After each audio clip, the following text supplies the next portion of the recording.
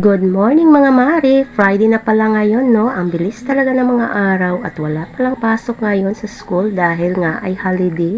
Kaya maaga akong pumunta ng palengke para bumili ng isda. Bali kalahating kilo lang pala ang binili ko dyan mga mare dahil budget nga tayo at kamahal-mahal ng kilo ng isda ay Diyos ko day. At bumili na din pala ako ng mga ingredients ko sa paggawa ng shakoy dahil magluluto ulit ako ngayon. Kasi 'di ba sabi ko sa inyo walang sukuan kaya ilalaban ko talaga ito, Diyos ko day.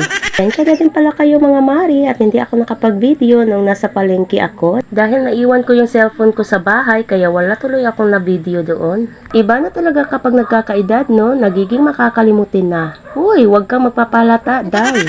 Anyways mga mari, si ate na nga pala ang pinaglinis at pinagprito ko ng isda dyan dahil ako naman ay maglalaba.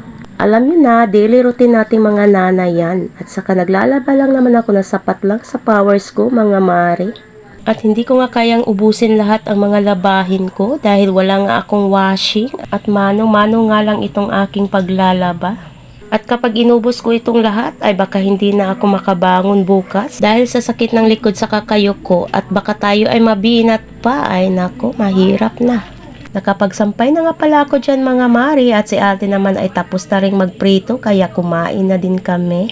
Pagkatapos namin kumain ay sinimulan ko na din pala itong paggawa ko ng shakoy. At habang ginagawa ko nga ito mga mari ay nagdadasal talaga ako sa isip ko na sana ay magawa ko na maayos ito dahil pag hindi ay nako, iiyak talaga ako.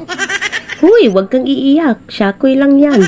At pagkatapos nga ng isang oras na pagpapaalsa ay dininig talaga ng Diyos ang panalangin ko dahil successful talaga siya mga mari at nag-thumbs up pa nga ako dyan. Kasi umalsa nga siya, akala ko ay palpak na naman. Siguro nakulangan lang talaga sa yes yung kahapon kaya nagkaganon. Naku, sinisip pa talaga ang yes. At pagkatapos nga ng lahat-lahat ay wala pa rin akong nailako mga mare dahil pinakyaw ng sister ko lahat ng niluto ko. Syempre thankful talaga ako kasi isang bintahan na lang. Kaya thank you sis.